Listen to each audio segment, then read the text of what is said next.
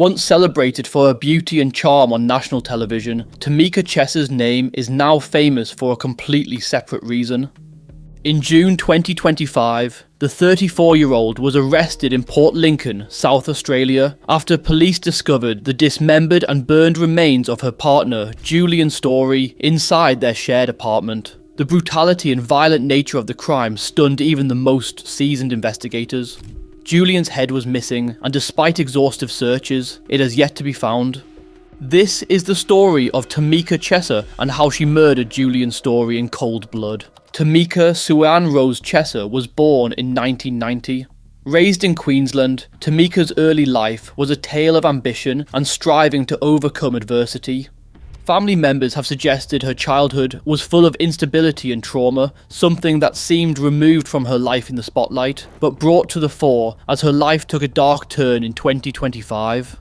Her sister, Kia May, has spoken publicly about Tamika's struggles, stating that she isn't the person people think she is, and saying that life trauma deeply affected her mental state in the lead up to her crime. Before fame, Tamika was drawn toward the modelling world as a teenager, knowing she had striking looks and having a drive to succeed. She started participating in local fashion events and seeking opportunities to break into the entertainment industry. In 2010, as a 20-year-old, her life changed forever when she was cast as a contestant on Beauty and the Geek Australia. Paired with Geek, Thomas Richardson Smith, Tamika's quick wit and charisma propelled her to the runner-up spot, making her a familiar face across Australia. The show's exposure opened doors in the modelling industry, leading to features in Playboy, Ralph and FHM. Wanting to capitalise on her 5 minutes in the spotlight, Tamika also built a huge online presence, sharing a mix of glamorous photos, personal reflections and spiritual musings. That put her in an ideal position over recent years to further maximise her earnings when she launched an OF account, expanding her digital reach and popularity even further. Tamika's public image wasn't straightforward. She has always had a complexity about her. Locals in Port Lincoln, where she moved in 2025, described her as both glamorous and eccentric.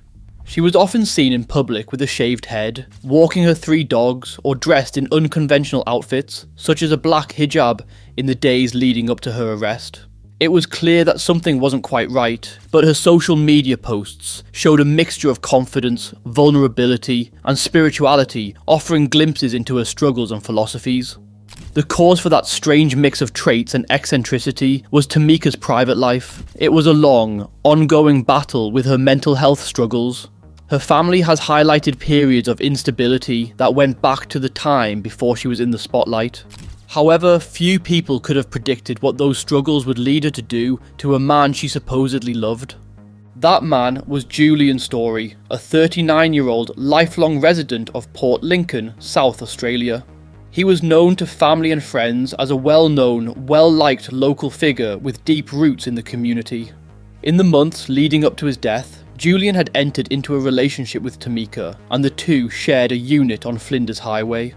Julian's own life had not been without recent trouble. He faced legal issues, including charges of shoplifting and disorderly conduct, meaning he was known to local law enforcement. Tamika's sister also alluded to his potential involvement with drugs and that his behaviour was often volatile. Despite his challenges, Julian's family has described his loss as unimaginable, expressing deep gratitude to South Australian Police, emergency services and the Port Lincoln community for their compassion and support during this devastating time. In their only public statement, they thanked everyone who had helped carry them through the chaos. Public perception of Julian, particularly as details of his relationship with Tamika and the lead up to his murder come to light, is therefore just as complex as it is with Tamika herself. This was a man with a troubled recent past, but also someone whose death has left a huge void for those who knew and loved him. It wasn't Julian's behaviour that drew the attention of the public and authorities in the run-up to the horrific discovery of his body. That was all down to Tamika. In the days leading up to the murder of Julian, Tamika Chesser's behaviour in Port Lincoln was becoming more and more worrying. Investigators believe Julian was killed around midnight on Tuesday, June 17th, 2025, with his body not discovered until the afternoon of Thursday, June 19th, when emergency services responded to a fire at the couple's unit. During this window of time, this is where the public often saw Tamika dressed strangely, walking her dogs through the streets around her home. Her movements became erratic and at times completely disconnected from her surroundings. Locals have said her presence was hard to miss. With her distinctive look and unusual behaviour, she stood out in the small, quiet community. The biggest unanswered question about the murder is simply why? No clear motive can be found for the killing of Julian Story. Both he and Tamika had their encounters with the law, but nothing seemed to be connected to anything this severe. As the investigation continues, Tamika's actions in those final days remain a central mystery, one that police hope to unravel with the help of public information and further evidence as it becomes available. What we do know is that on the afternoon of June 19th, 2025, a chilling emergency call brought police and firefighters to the unit shared by Tamika and Julian on Flinders Highway. Smoke was seen billowing from the property, causing neighbours and passers-by to alert the fire department. Among those who noticed the commotion was neighbour Jordan Ware, who rushed to the scene hoping to help. Upon entering the unit, Ware was confronted with a disturbing sight. At first, he thought he saw a pile of rags in the bathroom, but as the smoke cleared, it became horrifyingly clear that these were the dismembered and burned remains of Julian. The brutality of what was in front of them stunned the emergency responders. This was a scene from a horror film. Julian's body had been dismembered and set alight, and most shockingly, his head was missing. A search was started around the property and in the surrounding areas, but the police have yet to recover Julian's head. This is something blocking any sort of closure for Story's family in the aftermath of his brutal murder. As firefighters worked inside to extinguish the blaze, police found Tamika in the backyard. They described her condition as catatonic and unresponsive when they found her. Police later described it as atonic, which is a state of massive physical and emotional shutdown. Tamika could not explain whatsoever about her condition or the events that had unfolded inside the unit.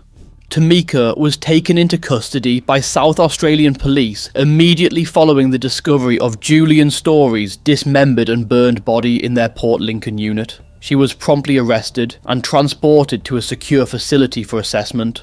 Authorities charged Tamika with murder, disposing of human remains to pervert the course of justice, and assaulting a police officer during her arrest. On June 27th, the courts lifted a suppression order allowing Tamika's identity and details of the case to be made public. The search for Julian's missing head and the motive behind this horrific crime are central to the ongoing investigation. Police have now, however, scaled back the operation, calling off the active search to find the head of the victim, despite the public appeal being left open. The nature of the crime scene alone was enough to fire up a wide-spanning investigation to try and understand what had happened. Police started working to reconstruct Tamika's activities between midnight on June 17th and the time the fire was reported on June 19th. They released CCTV images of her attire during this period and appealed to residents to check any available surveillance or dashcam footage that might shed light on her whereabouts. She was not able to drive, so her on-foot movements are a key piece of evidence and a focus of the investigation.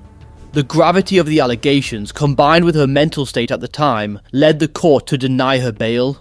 Tamika is currently being held in custody at James Nash House, a forensic mental health facility, under a detention order, where she will remain pending further psychiatric evaluation and legal proceedings.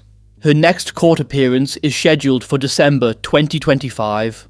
Police have described the crime, and in particular the crime scene, as one of the most horrifying in recent memory. Jordan Miller, the neighbour who rushed to the scene, has commented, saying he needs to see a psychiatrist after his experience at the unit. He said, "It's all really just starting to hit me what happened. It's disturbing what everyone's been saying. I'm going to need to see a psychiatrist to deal with it all." Miller said the couple had been living together for several months and he often saw them in passing. "She seemed normal, she was good," he said. "He seemed okay. We'd nod or say hey." This was a brutal event, and the scene as it was left bloody and burning, particularly given Tamika's place in the public eye, will go down as an infamous case. It quickly became a national headline, due in part to Tamika's celebrity status.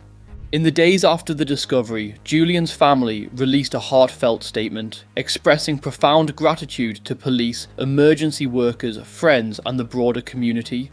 They described their loss as unimaginable and thanked those whose compassion and support had provided comfort amid the chaos.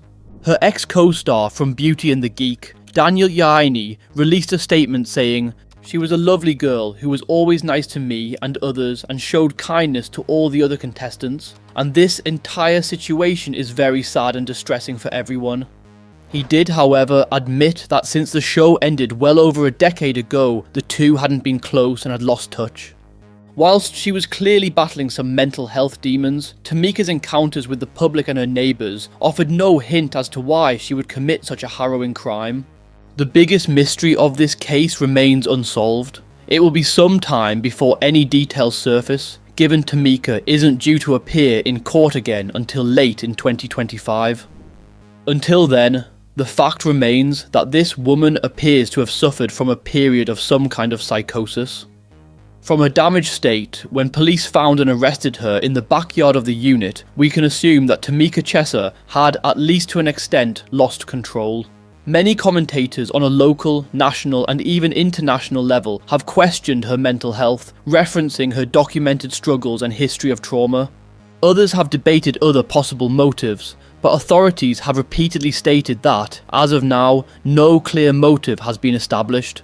The investigation remains active and highly visible.